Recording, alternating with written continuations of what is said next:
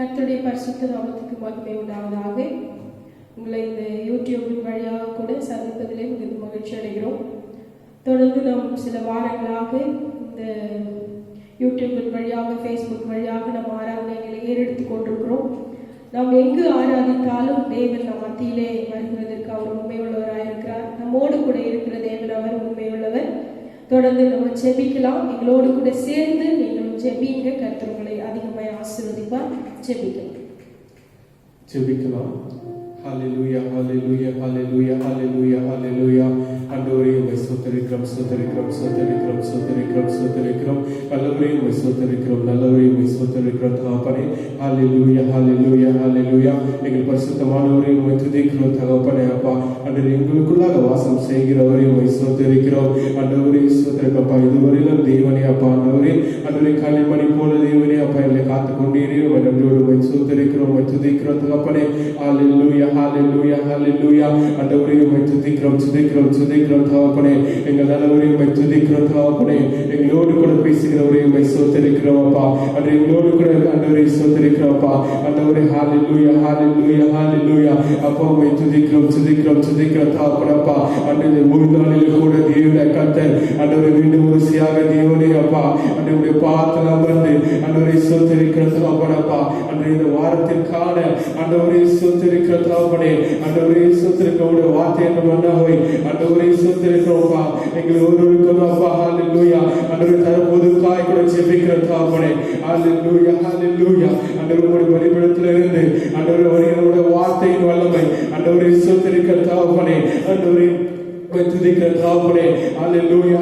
அப்பா ஆண்டவரே வீடியோ பார்த்து கொண்டிருக்க ஒரு மேலும் இறங்குவதாகப்பா ஆண்டவரே ஸ்தோத்திரிக்கிற தகப்பனே. ஆண்டவரை துதிக்கிறோம், துதிக்கிறோம், துதிக்கிறோம் தகப்பனே.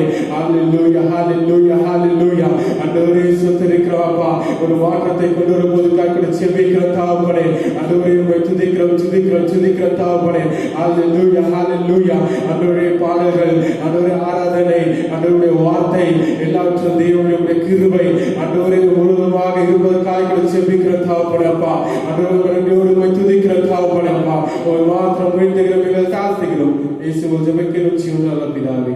ஆமென், ஆமென், ஆமென், ஆமென். தொடர்ந்து சில பாடல்களை பாடி ஆண்டவருடைய நாமத்தை நாம் மகிமைப்படுத்தலாம். பாடல் புத்தகத்திலே 435வது பாடல், மகிமை மாட்சிமை நிறைந்தவரை மகளுடன் தொழுதிடுவோம். Thank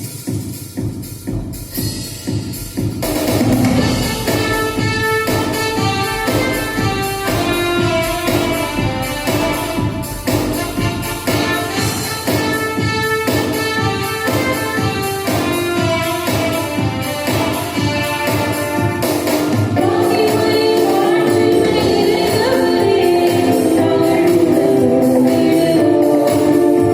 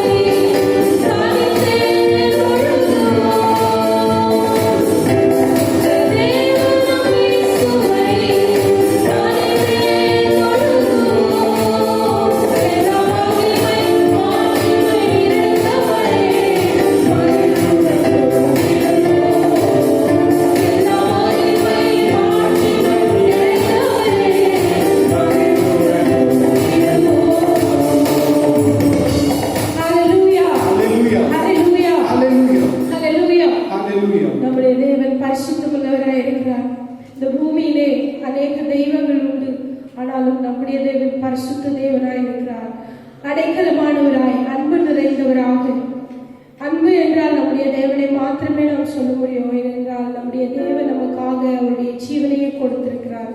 அவருடைய ஜீவனை கொடுத்து நம்மை அன்பு கூர்ந்திருக்கிறார். ரோமர் 8வது அதிகாரம் 28வது வசனத்திலே நாம் இப்படியாய் வாசிக்கிறோம். அன்றியும் அவருடைய தீர்மானத்தின்படி அழைக்கப்பட்டவர்களாய் தேவனிடத்தில் அன்பு கூறுகிறவர்களுக்கு சகலமும் நன்மைக்கு எதுவாக நடக்கிறது என்று அறிந்திருக்கிறோம் என்று இந்த புத்தகத்தில் நாம் வாசிக்கிறோம். அப்போஸ்தலனாகிய பவுல் இதை எழுதுகிறார்.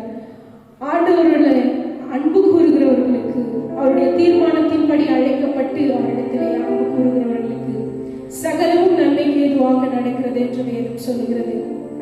ஆகவே நமக்கு கூட இந்த சூழ்நிலைகள் இப்படி இருக்கிறதே என்று சொல்லி நாம் யோசிக்கலாம். அநேகர் இப்படியாய் சாட்சி சொன்னாங்க, இந்த நாட்களிலே தேவன் எங்களை அதிசயமா நடத்துறாரு, ரொம்ப சந்தோஷமாவே இருக்கிறோம் அப்படின்னு சிலர் சொல்லி சாட்சிகளை கேள்விப்பட்டோம். அப்படியாய் தேவனிடத்திலே அன்பு கூறுகிற நமக்கு, அவரிடத்திலே விசுவாசமா இருக்கிற நமக்கு ஆண்டவர் நன்மைக்கு ஏதுவான காரியங்களை, இது அநேகருக்கு துன்பமான நாட்களாயிருந்தால் நமக்கு ஆண்டவர் இது ஒரு நன்மைக்கு ஏதுவான நாட்களாய் இதை நமக்கு கொடுத்திருக்கிறார். அவர் நன்மைக்கு ஏதுவாய் மாற்றுகிறதற்கும் அவர் உண்மையுள்ள தேவனாய் நம்மோடு கூட இருக்கிறார். நாம் அவரை எந்த சூழ்நிலையிலும் அவரை நோக்கி நாம் பார்க்கும் பொழுது நம்மிடத்திலே வந்து நம்மை மீட்கவும் நம்முடைய சூழ்நிலைகளில் இருந்து நம்மை விடுவிக்கவும் அவர் உண்மை உள்ளவராகவும் நன்மை செய்கிறவராகவும் சர்வ வல்லவராகவும் நம்முடைய தேவன் இருக்கிறார். தொடர்ந்து சில பாடல்களை பாடி ஆண்டவருடைய நாமத்தை உயர்த்தலாம்.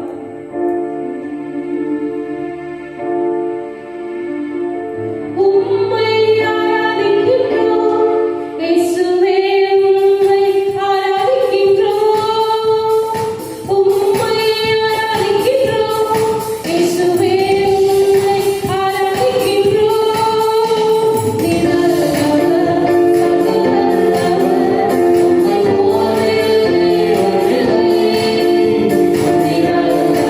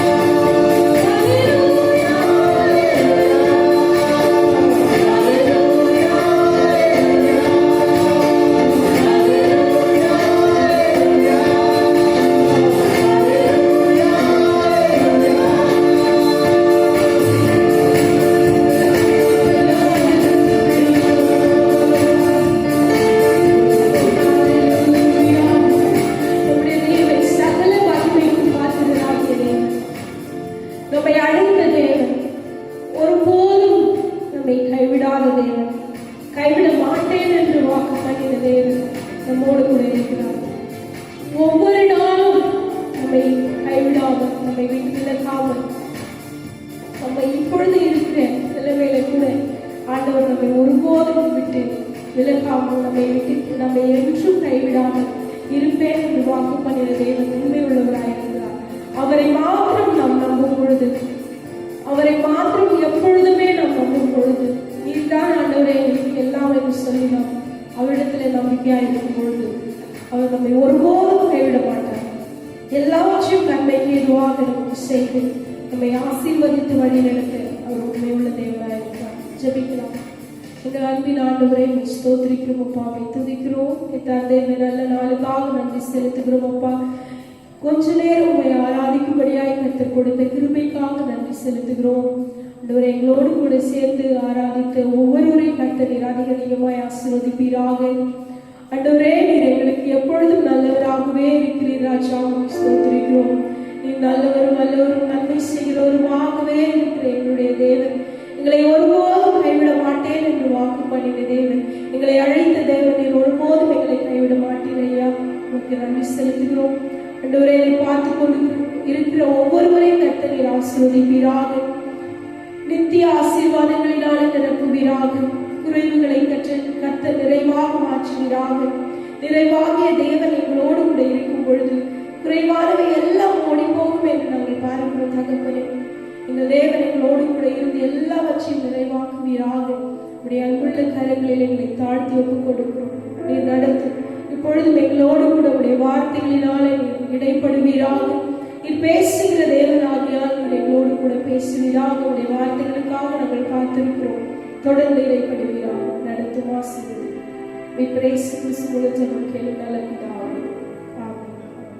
கர்த்தருடைய பரிசுத்த நாமம் மகிமைப்படுவதாக. இந்த நாளிலே கர்த்தரை ஆராதிக்கும் இந்த நாள் நம்ம கர்த்தர் கிருபை செய்திருக்கிறார். அன்பான தேவனுடைய பிள்ளைகளே, இந்த நாளிலே கர்த்தர் நம்மோடு பேசும்படிக்கு நாம் ஜெபத்தோட காத்திருப்போம். வேதத்திலே ஒரு பகுதியை வாசிப்போம். ஆதியாகமம் 32ஆம் அதிகாரம் 26ஆம் வசனத்திலிருந்து 28ஆம் வசனம் வரைக்கும் நாம் வாசிக்க கேட்போம். ஆதியாகமம் 32ஆம் அதிகாரம் 26லிருந்து 28 வரைக்கும் வாசிக்க கேட்போம். அவர், நான் போகட்டும், பொழுது விடுகிறது என்றார். அதற்கு அவன், நீர் என்னை ஆசீர்வதித்தாலுடைய உம்மை போகவிடேன் என்றான். அவர், உன் பேர் என்ன என்று கேட்டார். யாக்கோபு என்றான். அப்பொழுது அவர், உன் பேர் இனி யாக்கோபு எனப்படாமல் இஸ்ரவேல் எனப்படும், தேவனோடும் மனிதனோடும் போராடி மேற்கொண்டாயே என்றார்.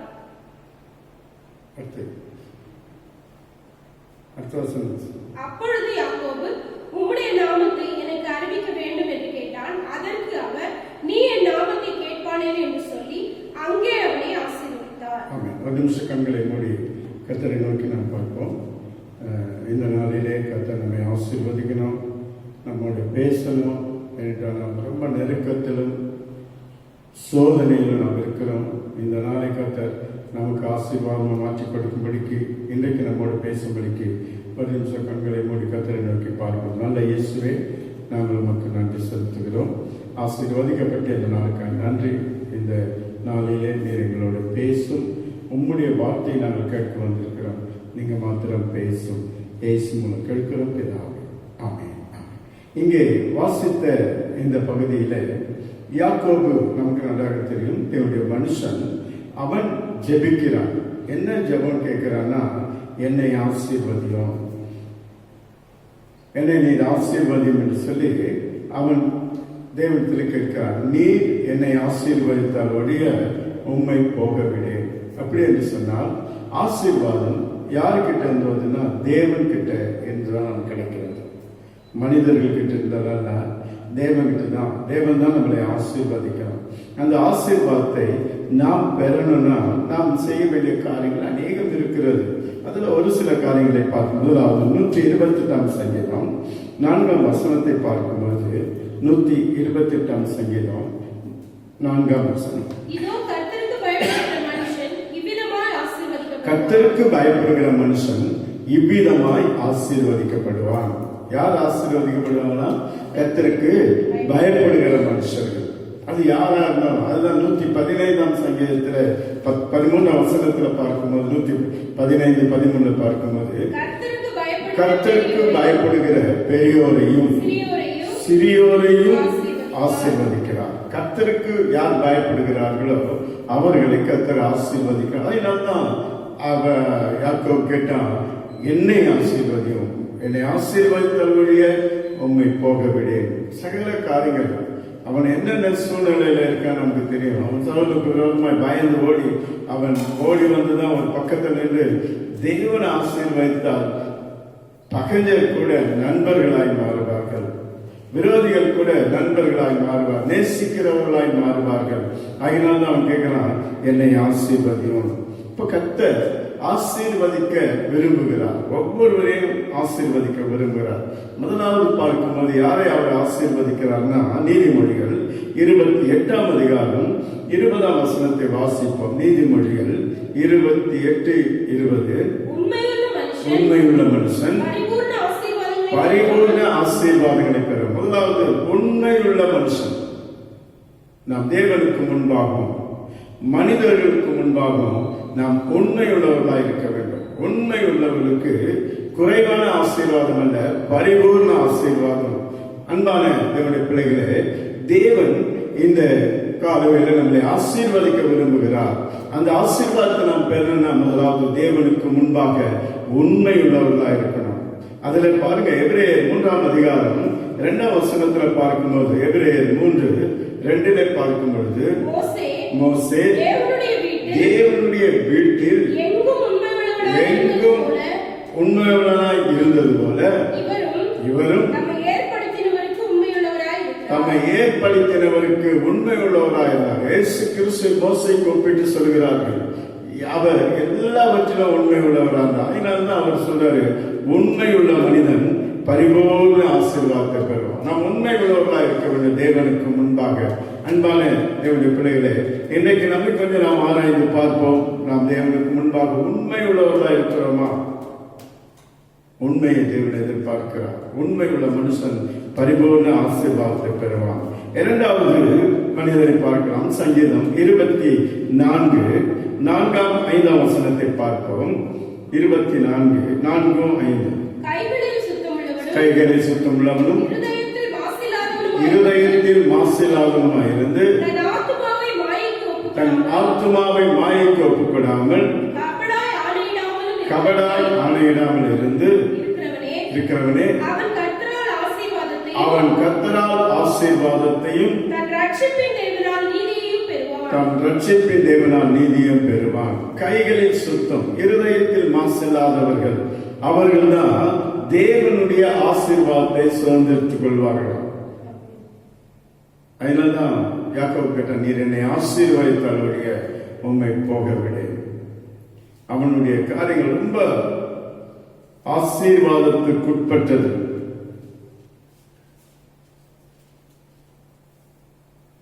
அந்த யாக்கோபுடைய நிலை பயம். அவனுடைய நிலையை பார்க்கும் பொழுது ஆதியாகமம் 35:9-10 வசனத்தை வாசிக்கலாம். ஆதியாகமம் 35:9-10 வாசிங்க. யாக்கோபு பதனாராமிலிருந்து வந்த பின் தேவன் அவனுக்கு மறுபடியும் தரிசனமாகி அவனை ஆசீர்வதித்து இப்பொழுது உன் பேர் யாக்கோபு, இனி உன் பேர் யாக்கோபு எனப்படாமல் இஸ்ரவேல் என்று பெயர் விளங்கும் என்று சொல்லி அவனுக்கு இஸ்ரவேல் என்று பெயரிட்டார். அவனுடைய பெயரை அப்படியே மாற்றி அவனை ஆசீர்வதிக்க. யாக்கோபுனால எத்தன், அந்த எத்தனுடைய அந்த நிலை மாற்றப்படு. அதனால கைகளில் சுத்தம், இருதயத்தில் மாசில்லாதவர்கள். இருதயத்தில் கூட தீங்கான காரியம் ஒன்று நம்முடைய வாழ்க்கையில் இருக்கக்கூடாது. மத்தேயுல வாசிக்கும் போதும், மார்க்கில் வாசிக்கும் போதும், கலாத்தியில வாசிக்கும் போதும் இருதயத்தில் இருந்து பெறப்படுகிறது மனுஷனை தீட்டுப்படுத்தும். ஒரு பட்டியலை அப்படி கொடுக்கிறார். அந்த பட்டியலில் நாம் அதை இருதயத்திலிருந்து விலக்கணும். இருதயத்தில் மாசு இல்லாதவனும் என்று சொல்லப்படுகிறது. கைகளில் சுத்தம், அவர்களை கர்த்தர் ஆசீர்வதிக்கிறார். உண்மையுள்ள மனுஷன் பரிபூர்ண ஆசீர்வாதம். கைகளில் மாசு இல்லாதவனோ, இருதயத்தில் மாசு இல்லாதவன், கைகளில் சுத்தமுள்ளவனோ தேவன் ஆசீர்வதிக்கப்படுகிறார். அடுத்து பாருங்க, சங்கீதம் 37 25 26. நான் இளைஞனாய் இருந்தேன், முதிர் வயது உள்ளவனுமானேன், ஆனாலும் நீதிமான் கைவிடப்பட்டதையும் அவன் சந்ததி அப்பத்திற்கு இறந்து திரிந்ததையும் நான் காணவில்லை. அவன் நித்தம் இறங்கி கடன் கொடுக்கிறான். அவன் சந்ததி ஆசீர்வதிக்கப்படும். நீதிமான் சந்ததி ஆசீர்வதிக்கப்படும். அதாவது நம்ம மட்டும் இல்ல, நம்முடைய பின் சந்ததியும் ஆசீர்வதிக்கப்படுமா. நம்ம சந்ததி யாருடைய கையை ஏந்த போறதில்லை, யாருக்கிட்டையும் போய் எதுவும் கேட்க போறதில்லை. ஏன்னா அந்த அளவுக்கு நம்மை ஆசீர்வதிக்கிறார். அதனால்தான் யாக்கோபு சொன்னார், நீர் ஆசீர்வதித்தவருடைய உம்மை போகவிட. யார் ஆசீர்வாதத்திற்கு தகுதி? வாசிங்க 1 நாளாகமும் 13ஆம் அதிகாரம் 14ஆம் வசனம். 1 நாளாகமும் 13. தேவனுடைய பெட்டி ஓபேத் ஏதோமின் வீட்டிலே அவனிடத்தில் 3 மாதம் இருக்கையில் கர்த்தர் ஓபேத் ஏதோமின் வீட்டையும் அவனுக்கு உண்டான எல்லாவற்றையும் ஆசீர்வதித்தார்.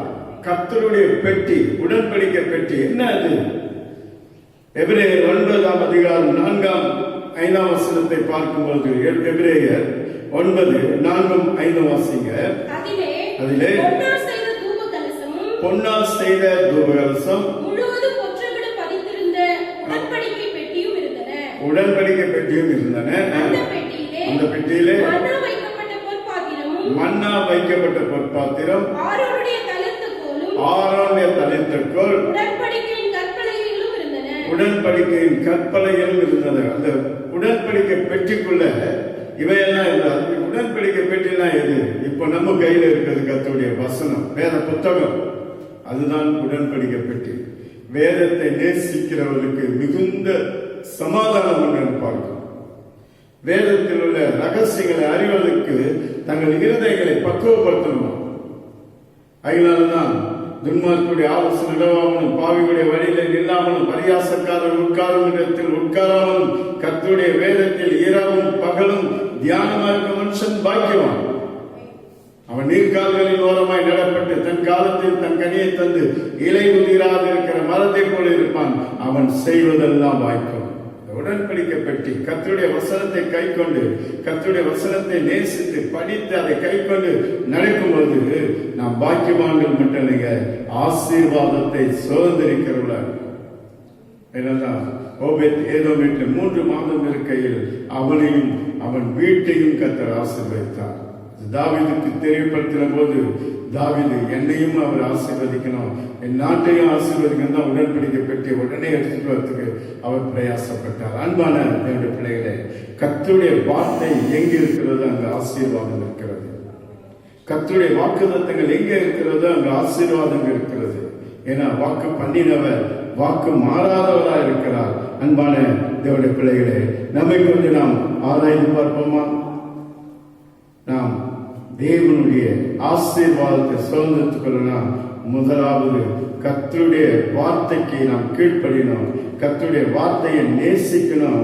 வேத வசனத்தை அதிகமாய் நேசிக்கும் போதுதான் நமக்கு ஆசீர்வாதம் பெறும். கர்த்தருடைய வார்த்தை, கர்த்தருடைய வார்த்தையின்படி நடக்கும். துன்மார்க்குடைய ஆலோசனை, பாவிகளுடைய வழியில் கர்த்தருடைய வேதத்தை நேசித்து இரவும் பகலும் அந்த வேதத்தில் தியானம் வந்து அதன்படி நடக்கும்போது கர்த்தர் நம்மை ஆசீர்வதிக்கிறார். அடுத்த காரியத்தை நாம் பார்ப்போம். ஆதியாகமம் 6ஆம் அதிகாரம் 8ஆம் வசனத்தை 9ஆம் வசனத்தை வாசிங்க. நோவாவுக்கோ கர்த்தருடைய கண்களில் கிருபை கிடைத்தது. நோவாவின் வம்ச வரலாறு. நோவா தன் காலத்தில் இருந்தவர்களுக்குள்ளே நீதிமானும் உத்தமனுமாய் இருந்தார். நோவா தேவனோடு சஞ்சரித்துக் கொண்டிருந்தான். இரண்டாவது பார்க்கிற அன்பான தேவனுடைய பிள்ளைகளே, யாரை ஆசீர்வதிக்கிறார்? தேவனோடு சஞ்சரிக்கிறவர்கள், தேவனோடு வாசம் பண்ணுகிறவர்களே. ஏனப்பு தேவனோடு சஞ்சரித்துக் கொண்டிருக்கும் போது காணப்படாமல் போனான் என்று சர்வேத்தில் வாசிக்கிறோம் 5ஆம் அதிகாரத்தில். ஏன்னா அவன் தேவனுக்கு பிரியமுள்ளவனாய் இருந்தான், தேவன் அவனை எடுத்துக்கொண்டார் பார்க்கிறோம். கர்த்தரோடு கூட யார் சஞ்சரித்துக் கொண்டிருக்கிறார்களோ கர்த்தர் அவர்களை ஆசீர்வதிக்கிறார். நோவா தன் காலத்தில் இருந்தவர்களுக்குள்ளே நீதிமான் மட்டுமல்ல, தேவனோடு சஞ்சரித்துக் கொண்டான், தேவனோடு ஜெபித்துக் கொண்டிருந்தான். அதனால் தானியேலை பார்த்து சொல்லும்போது சொல்றார்கள், தானியேலே நீ மிகவும் பிரியமானவன், வேண்டிக் கொள்ள தொடங்கின போது கட்டளை வெளிப்பட்டது, நீ கேட்கிறது முன்னே உனக்கு பதில் கிடைத்து விட்டது. காரணம் என்ன? தேவனோடு அவன் வழக்கத்தின்படி அவன் தேவனோடு அவன் ஆராதித்து தேவனோடு கூட உறவாடி கொண்டிருந்தான். தானியேலின் ராஜா தானியேலை பார்த்து சொல்றான், நீ இடைவிடாமல் ஆராதித்த உன் தேவன் உன்னை தப்புவிப்பார், இந்த சிங்கங்கள் உன்னை ஒன்றும் பண்ணாது, ஏன்னா நீ ஆராதிக்கிற தேவன் கூட இருக்கிறார். முடிந்த உடனே கேட்கிறான், மறுநாள் காலையில் வந்து நீ ஆராதித்த தேவன் உன்னை தப்புவிக்க வல்லவரா இருந்தாரா? ஆம், இருந்தார். காரணம் என்ன? யார் தேவனை ஆராதிக்கிறார்களோ அவர்களை கர்த்தர் நேசிக்கிறது மாத்திரமல்ல, அவர்களை ஆசீர்வதிக்கிறார். அன்பான தேவனுடைய பிள்ளைகளே, தேவ ஆசீர்வாதம் நோவாவுக்கு கிடைத்தது. நோவாவுக்கு கிடைத்தது. 22ஆம் வசனம் வாசிங்க. நோவா அப்படியே செய்தான், தேவன் தனக்கு கட்டளையிட்டபடி எல்லாம் அவன் செய்து முடித்தான். தேவன் அவனுக்கு கட்டளையிட்டபடி எல்லாம் அவன் செய்து முடித்தான். 7ஆம் அதிகாரம் 5ஆம் வசனம். நோவா தனக்கு கர்த்தர் கட்டளையிட்டபடி எல்லாம் செய்தான். நோவா தனக்கு கட்டளையிட்டபடி எல்லாம் செய்தான். 9:1 வாசிங்க. பின்பு தேவன் நோவாவையும் அவன் குமாரரையும் ஆசீர்வதித்தார். பாருங்க எவ்வளவு அருமையான வார்த்தை இது. அவன் கண்களில் கிருபை கிடைத்தது மாத்திரமல்ல, ஏன்னா தேவனோடு சஞ்சரித்துக் கொண்டிருந்தான். இரண்டாவது, தேவ கட்டளைக்கு கீழ்ப்படினான். தேவன் என்ன சொன்னாரோ அதன்படி செய்தான்.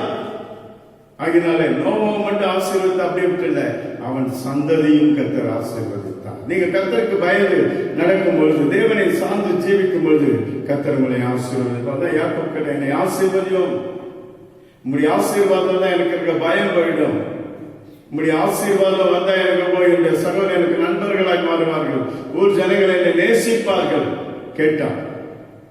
தேவன் அவனை ஆசீர்வதிக்க ஒரு தீர்மானம் பண்ணினான். அன்பான தேவனுடைய பிள்ளைகளே, நோவாவுக்கோ கர்த்தருடைய கண்களில் கிருபை கிடைத்தது. கர்த்தர் நோவாவையும் அவன் குமாரரையும் கர்த்தர் ஆசீர்வதித்தார். இரண்டாவது ஒரு மனிதரை நாம் பார்க்கலாம். ஆதியாகமம் 12ஆம் அதிகாரம் 2-3 வசனத்தை வாசிங்க. ஆதியாகமம்,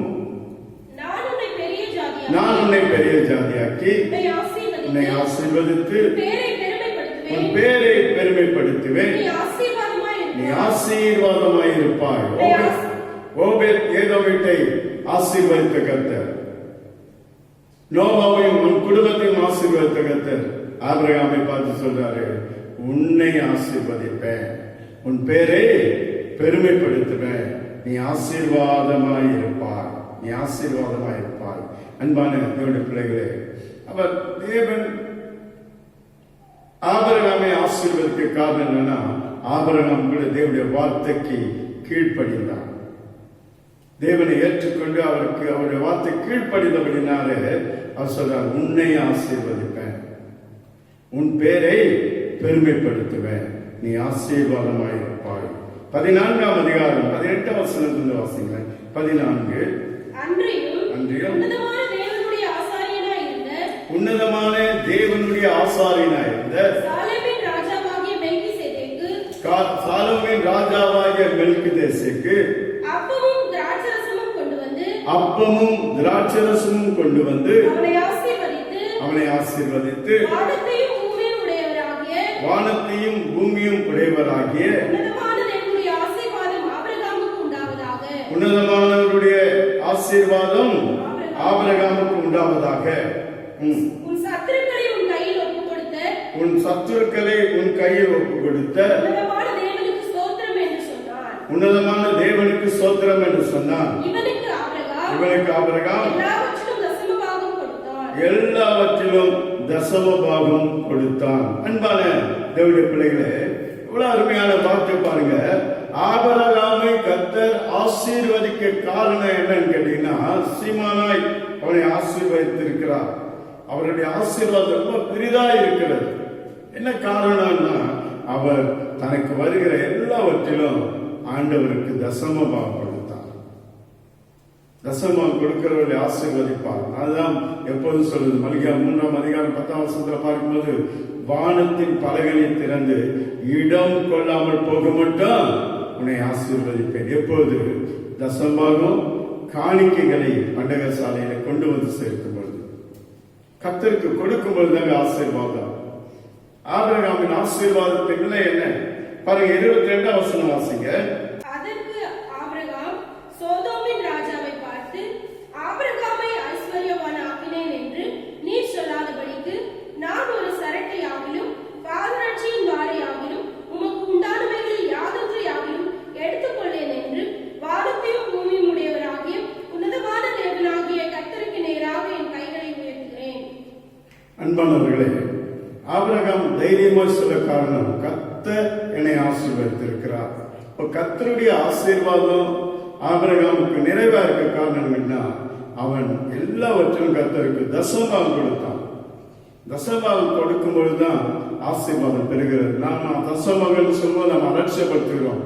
கொடுங்கள், அப்போது உங்களுக்கு கொடுக்கப்படும். ஆண்டவர் சொல்றாரு மல்கியாவில் சொல்லும் பொழுது, நீங்க என்னை வஞ்சித்தீர்கள். எதிலே வஞ்சித்தோம்? தசமபாகம் காணிக்கைகள் தானே என்று சொல்லி கர்த்தர் சொல்லிட்டு சொல்றாரு, தசமபாகம் காணிக்கைகளை பண்டக சாலை கொண்டு வாருங்கள், அப்போது வானத்தின் பலகனை திறந்து இடம் கொள்ளாமல் போக மட்டும் ஆசீர்வதிப்பேன். உண்மையில் ஆசீர்வாதத்தை நான் வர்ஷிப்பேன் என்று அதனால என்னை சோதித்து பாருங்கள் என்று அழகாய் சொல்லுகிறார். அந்த கர்த்தருக்கு நாம் கொடுக்கும் பொழுது கர்த்தர் நம்மை ஆசீர்வதிக்கிறார். பல மடங்கு ஆசீர்வாதம். கலாத்தியர் 3ஆம் அதிகாரம் 9ஆம் வசனத்தில் பார்க்கும்போது, கலாத்தியர் 3ஆம் அதிகாரம் 9ஆம் வசனம், அந்தபடி விசுவாச மார்க்கத்தால் விசுவாசமுள்ள ஆபிரகாமுடனே ஆசீர்வதிக்கப்படுகிறார்கள். விசுவாச மார்க்கத்தால் விசுவாசமுள்ள ஆபிரகாமுடனே ஆசீர்வதிக்கப்படுகிறார்கள். காரணம் என்னன்னா, ஆபிரகாம் தேவனை முழுவதுமாய் விசுவாசித்தான். அவன் சொல்ற ராஜா கிட்ட கூட ஒரு சரட்டை ஆகிலும், அதாவது அந்த கொட்டாங்கல் சொல்றாங்க, அதுதான் சரட்டை, அதை கூட ராஜா எனக்கு கொடுக்க வேண்டாம். ஏன்னா அவன் இதை கொடுத்து நான் அவனை ஆசீர்வதித்தேன் என்று சொல்லாதபடிக்கு என்னை ஆசீர்வதிக்க கர்த்தர் என்னோட கூட இருக்கிறார். இப்போ மேலே நான் வாசித்தோம், உண்மையுள்ள மனிதன் பரிபூர்ண ஆசீர்வாதத்தை பெறும். உண்மையுள்ள மனிதன், நீதிமொழிகளை வாசிப்போம், உண்மையுள்ள மனிதன் பரிபூர்ண ஆசீர்வாதம். இன்னைக்கு நாம் தேவனுக்கு முன்பாக கொடுக்கிறதுல உண்மையா இருக்கிறோமா? கொடுத்து பாருங்களேன், கர்த்தர் பல மடங்கு ஆசீர்வதிப்பார். தசமம் காணிக்கை கர்த்தருக்குரியது. கர்த்தருக்குரியது கர்த்தர் கொடுப்போம், நம்மை கர்த்தர் பாதுகாத்துக் கொள்வார். அன்பான தேவனுடைய பிள்ளைகளே, இந்த நாளிலே நாம் வீடுகளில் நின்று ஆராதித்தாலும் கர்த்தர் கொடுக்கிற காரியத்தை நாம் விடவே கூடாது. ஒரு சிலர் இந்த ஆராதனை நேரத்திலே உட்கார்ந்து அவர்கள் ஆராதித்துக் கொண்டிருக்கிறார்கள். அதை முடிச்சு அவங்களும் முடிஞ்சவனு காணிக்கை எடுத்து அதை கொண்டு வந்து கொடுக்கிறார்கள். ஒரு சிலர் அதை உண்மையாக இன்றைக்கு கடைபிடிக்கிறார்கள். ஐயா, கடந்த 2 வாரம் காணிக்கை, 3 வாரம் காணிக்கை என்று சொல்லி கொண்டு வந்து கொடுத்து தேவனை மையப்படுத்துகிறார்கள். இன்னும் கர்த்தருக்கு நாம் உண்மையாக இருக்கும்போது கர்த்தர் நம்மை ஆசீர்வதிப்பார். நாம் ஆசீர்வாதத்தை பெறணும். அன்பான தேவனுடைய பிள்ளைகளே, நம்ம கொஞ்சம் நாம் ஆராய்ந்து பார்ப்போம். ஓபேத் ஏதோம் வீட்டிலே உடன்படிக்கை பெட்டி இருந்ததுனாலே அவனையும் அவனுக்கு உண்டான எல்லாவற்றையும் ஆசீர்வதித்தார். தேவ சத்தத்திற்கு உண்மையாய் கீழ்ப்படிந்து நடந்த ஆபிரகாமை எல்லாவற்றிலும் கர்த்தர் அவனை ஆசீர்வதித்தார். 3வது மனிதரை நாம் பார்ப்போம். ஆதியாகமம் 26ஆம் அதிகாரம் 12-13 வசனம். ஆதியாகமம். ஈசாக்கு அந்த தேசத்தில் விதை விதைத்தான். கர்த்தர் அவனை ஆசீர்வதித்ததினால் அந்த வருஷத்தில் 100 மடங்கு பலனடைந்தான். அவன் ஐஸ்வர்யனாகி வர வர விருத்தி அடைந்து வர வர விருத்தி அடைந்து மகா பெரியவனானான். மகா பெரியவனானான். ஈசாக்கை கர்த்தர் ஆசீர்வதித்தார். ஆபிரகாமை தனியாக ஆசீர்வதிக்கிறார். அவன் குமாரன் ஈசாக்கு நிறைய நெருக்கம், பாடு, பஞ்சங்கள், சத்துருக்கள் எல்லாவற்றையும் பிடுங்கிக் கொண்டார்கள். அப்படிப்பட்ட சூழ்நிலை கூட ஈசாக்கு கர்த்தருடைய வார்த்தைக்கு கீழ்ப்படிந்து அவன் நடந்தபடியினாலே ஈசாக்கை கர்த்தர் ஆசீர்வதிக்கிறார். அவன் என்ன ஆசீர்வாதம்? அவன் கையின் பிரயாசத்தை ஆசீர்வதிக்கிறார். அதுதாங்க முக்கியமான ஒரு காரியம். கர்த்தரை நாம் சார்ந்து ஜீவிக்கும் பொழுது, அவருடைய வார்த்தைக்கு கீழ்ப்படியும் பொழுது நம்முடைய கையின் பிரயாசத்தை ஆசீர்வதிப்பார். வியாபாரமாக இருந்தால் வியாபாரத்தை ஆசீர்வதிப்பார். வியாபாரத்தில் இரட்டிப்பான பலன் கிடைக்கும். விவசாய தொழில் இருந்தால் விவசாய தொழிலை ஆசீர்வதிப்பார். 100 மடங்கு பலன் என்று பார்க்கிறோம். ஆபீஸ் ஒர்க் இருந்தால் ஆபீஸ்ல கர்த்தர் உன்னை ஆசீர்வதிப்பார், உன்னை மேன்மைப்படுத்துவார். உனக்கு உன்னுடைய கையின் பிரயாசம் நிறைவாயிருக்கும். எப்பொழுது?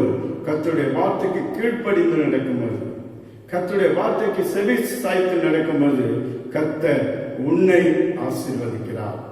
ஈசாக்கை ஆசீர்வதித்தார். வேதத்தில் பார்க்கிறோம், வர வர விருத்தி அடைந்து மகா பெரியவனானான்.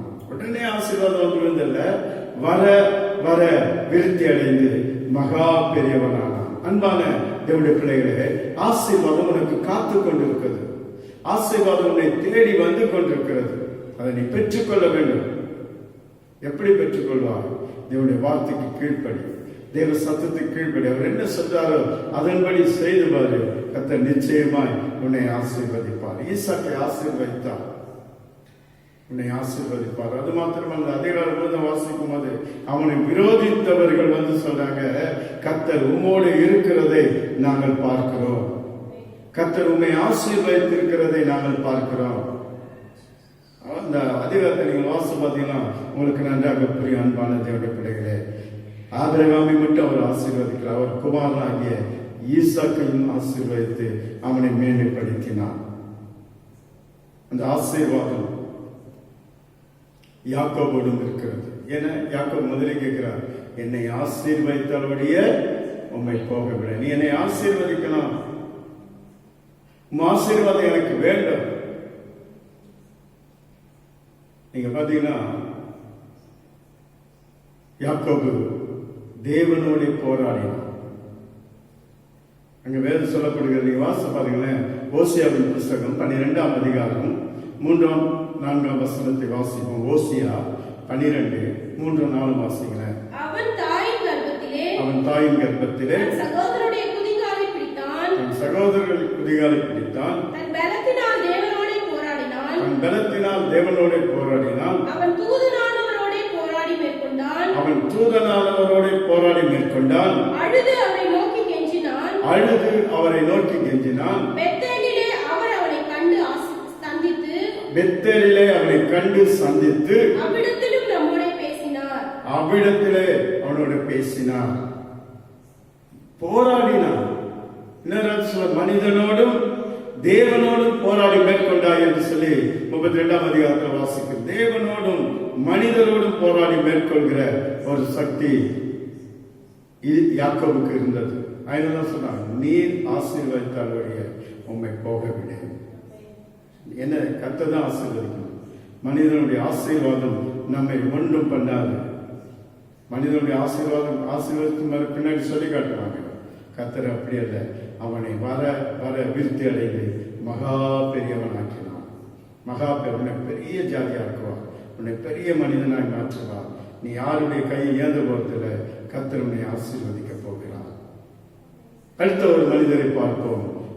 யோசுவாவின் புஸ்தகம் 14ஆம் அதிகாரம் 13 14 வசனம். யோசுவாவின் புஸ்தகம். யோசுவா கர்த்தருடைய உடன்படிக்கையை அவன் உண்மையாய் கைக்கொண்டான். வாசிங்க.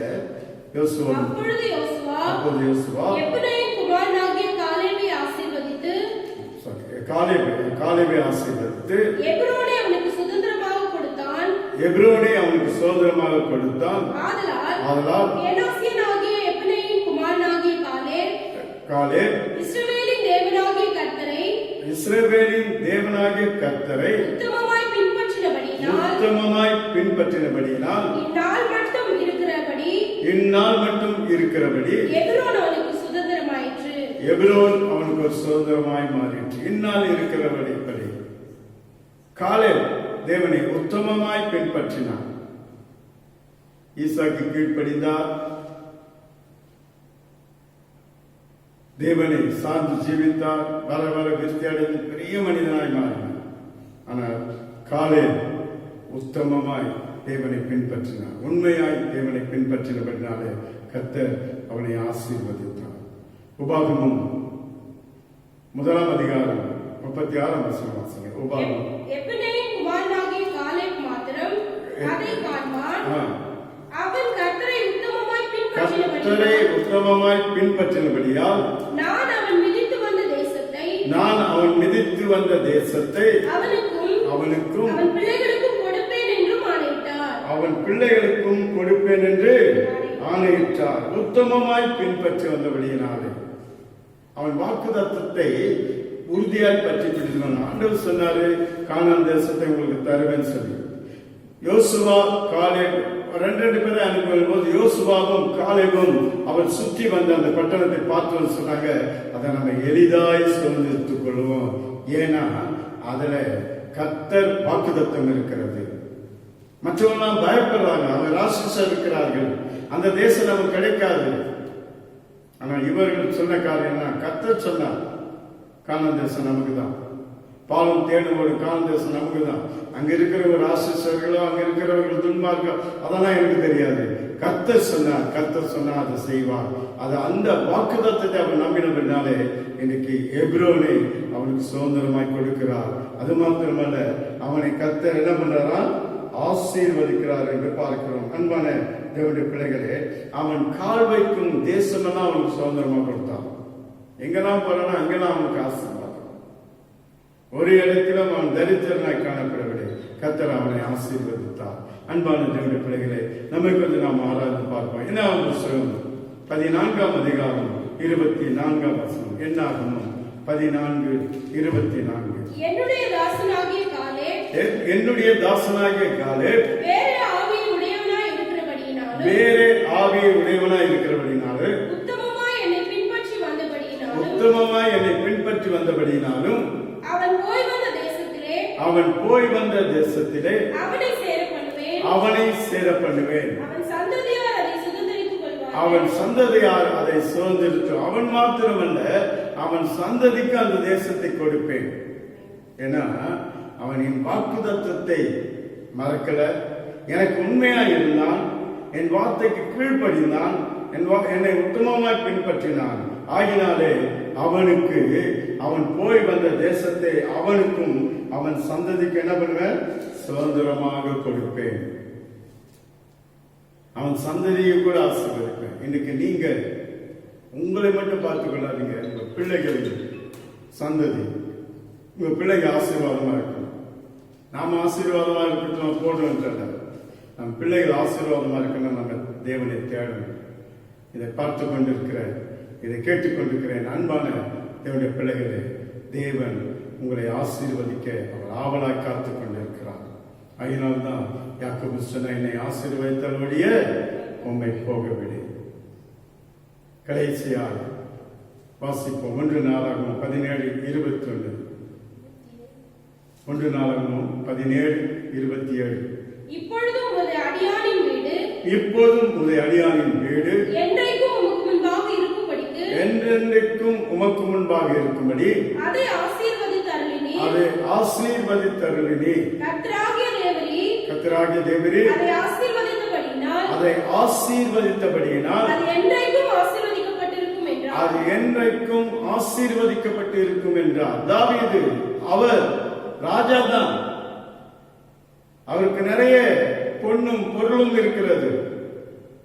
ஆனா தனக்கு என்ன ஒரு ஆசீர்வாதம் வேணும்னா அது நாட்டுக்குரியது, இஸ்ரவேல் நாட்டுக்குரியது.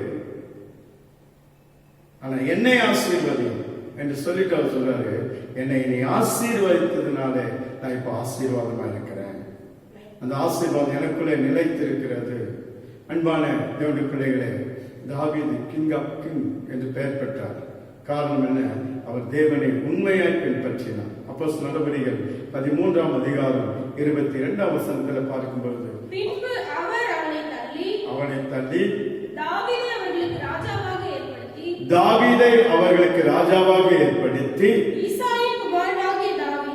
ஈசாயின் குமாரனாகிய தாவீதை என் இருதயத்திற்கு ஏற்றவனாக கண்டேன். எனக்கு சித்தமானவைகள் எல்லாம் அவன் செய்வான் என்று. நல்லா கவனிங்க, எனக்கு சித்தமானவைகள் எல்லாம் அவன் செய்வான் என்று அவனை குறித்து சாட்சியம் கொடுத்தார். கர்த்தர் கொடுத்த சாட்சி. என் தாசனாகிய தாவீது எங்க உண்மை உள்ளவன், என்னை அதிகமா நேசிக்கிறான். அது மாத்திரமல்ல, என்னுடைய காரியங்களை அவன் நியாயமானபடி செய்வான், என் விருப்பங்களை அவன் நிறைவேற்றுவான். அன்பான தேவனுடைய பிள்ளைகளே, நம்ம கொஞ்சம் நாம் ஆராய்ந்து பார்ப்போம். நாம் ரட்சிக்கப்பட்டு இத்தனை ஆண்டுகள் ஆகிறது. நாம் ஆண்டவருக்கு என்ன செய்திருக்கிறோம் கொஞ்சம் யோசிச்சு பாருங்க. நாம் நம்முடைய வாழ்க்கை, நம்முடைய குடும்பம் என்று எதிர்பார்த்து கொண்டிருக்கிறோம். மற்றவர்களுக்கு நாம் என்ன செய்யறோம்? இந்த ஏழைக்கு இறங்குறோம், கர்த்தரை கடன் கொடுக்கிறோம் என்று பார்க்கிறோம். கர்த்தரை நேசிக்க வேண்டும். தாவீதுடைய வாழ்க்கையிலே தாவீது கர்த்தரை உண்மையாய் பின்பற்றினார். அதனால கர்த்தர் தாவீதை ஆசீர்வதித்தார். அவனை தள்ளி யாரை? தேவ சத்தத்திற்கு கீழ்ப்படியாத சவுலை தள்ளி தாவீதை ராஜாவை ஏற்படுத்தினார். ஏன்னா தாவீது ஆண்டவருடைய சத்தத்திற்கு உண்மையாய் செவி சாய்க்கிறார். அவர் சொல்ற, எனக்கு சித்தமானவைகளை எல்லாம் அவன் செய்வான் என்று அவனை குறித்து சாட்சி கொடுத்தார். எனக்கு சித்தமானவைகள் எல்லாம் அவன் செய்வான். அவன் ஏன்னா என் இருதயத்திற்கு ஏற்றவன். தாவீது என் இருதயத்திற்கு ஏற்றவன். நீங்க கர்த்தருடைய இருதயத்திற்கு ஏற்றவர்களா இருக்கிறீங்களா? கொஞ்சம் யோசிச்சு பாருங்களேன். நான் முதல்ல சொன்னேன், ராஜா தானியேலை பார்க்கும்போது சொன்னாரு, நீ இடைவிடாமல் ஆராதித்த உன் தேவன் உன்னை தப்புவிப்பார். நீ போ, சிங்க கட்டிக்கு போ, சிங்கம் உன்னை சேதப்படுத்தாது, ஆனா உன் தேவன் உன்னை தப்புவிப்பார். தேவனுடைய சித்தத்தை செய்கிறவர்களாய் நாம் காணப்பட வேண்டாம்.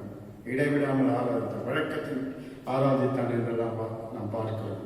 தேவனுடைய ஆசீர்வாதத்தை பெறணும்னா தேவன் நம்மை ஆசீர்வதிக்கணும். அவரை நாம் நோக்கி பார்க்கணும். அன்பான தேவனுடைய பிள்ளைகளே, நம்மை கொஞ்சம் நாம் ஆராய்ந்து பார்ப்போமா?